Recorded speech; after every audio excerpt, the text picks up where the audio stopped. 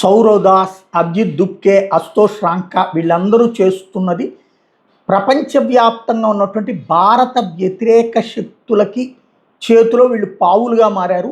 వాళ్ళు డబ్బులు ఇచ్చినప్పుడల్లా వీళ్ళు చేస్తారు. వాస్తవంగా భారతదేశంలో ఉన్నటువంటి ర్యాన్బ్యాక్సీ అనే సంస్థలో పనిచేసినటువంటి ఠాగూర్ అనేటటువంటి వ్యక్తి అక్కడ ఉన్నటువంటి మెడికల్ ఫార్మాసిని దొంగతనం చేసి అమెరికాకి పారిపోయి అక్కడ ఈ బడా కంపెనీలకు అమ్మి $40 మిలియన్ సొమ్ము చేసుకుని అతను పెట్టిన ఫౌండేషనే ఈ సౌరవ్ దాస్కి కావచ్చు, అభిజిత్ దుప్కేకి కావచ్చు, అశుతోష్ రాంకాకి కావచ్చు, లేదా మొన్న ఢిల్లీలో జరిగినటువంటి కార్యక్రమాలకి డబ్బులు ఇచ్చారన్నటువంటి విషయం ఇంతకుముందే మాట్లాడుకున్నాం. ఇప్పుడు ఈ ఫౌండేషన్కి సంబంధించిన కొత్త విషయాలు బయటకు వస్తున్నాయి. 15 లక్షల రూపాయలు సౌరవ్ దాస్కి ఏది ఈ భారత ఫార్మా కంపెనీలకు వ్యతిరేకంగా వార్తలు రాయడానికి అంటే కథనాలు రాయడానికి డబ్బులు ఇచ్చారన్నటువంటిది ఒక జర్నలిస్టు అశుతోష్ రాంకా నిలదీస్తే ఇవి మామూలుగా మా అంత ట్రేడ్ గురించి అడిగితే రాసి ఇచ్చాం అంటూ చెప్పుకొస్తున్నాడు.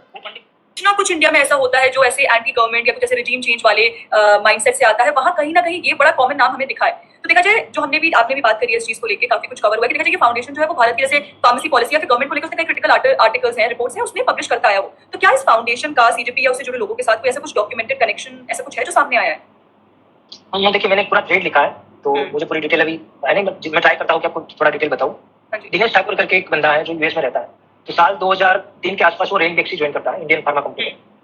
इससे पहले वो वहाँ पे यूएस में किसी फार्मा कंपनी में अच्छी पोजीशन में थे. और ये वही दौर था साल 2000 का जब यूएस की कंपनी जो फाइजर है और रेनबैक्सी का केस चला था एक कोई दवाई को लेकर जिन पे फाइजर की पेटेंट थी और जो रेनबैक्सी है उसने उसकी कॉपी तैयार की थी. तो ये ऐसी दवाई थी जो one of the best selling दवाई मानी जाती थी और बिलियन में इनकी इनकम थी.